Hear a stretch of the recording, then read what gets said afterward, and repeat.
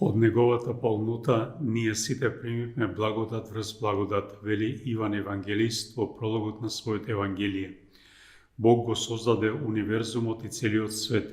Тој исто така го создаде човекот како свој пријател и му ја довери грижата за целиот свет и целото создание да управува со него мудро и праведно. Но човекот не се однесува секогаш како оној кој верува дека Бог му е пријател, па затоа, како разиграно дете, се препушта на своите лудости, поради тоа го губи највредното нешто што го има, а тоа е пријателството со Господа Бога. Човекот едноставно дозволи да биде убеден од застрашувачката змија дека Бог не му е пријател, па се оддалечил од Бога и му се приклонил на овој искушувач на доеност, крев и зло.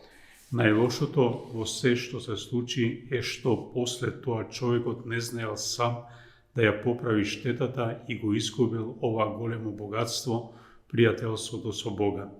А кога по овој чин ги започнал своите историски заобиколувања, започнува и неговиот екзилски пат низ историјата.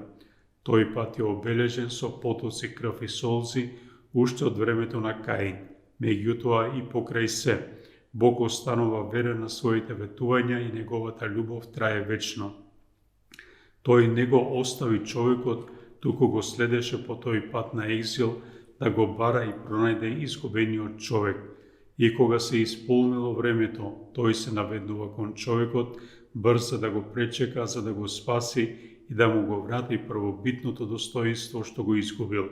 Уште повеќе, Бог сема човечка природа и станува човек во својот син Исус Христос, за да не облече со неговата божественост.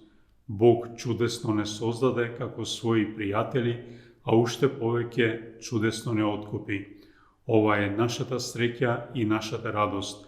Ова радост се манифестира во празнувањето на божикните празници.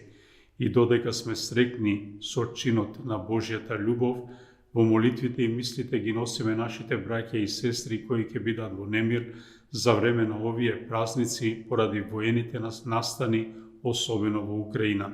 Кога веќе самите не сме способни да направиме нешто за оваа земја, тогаш во нашите молитви да го молиме миротворецот Господ Бог да им даде мир.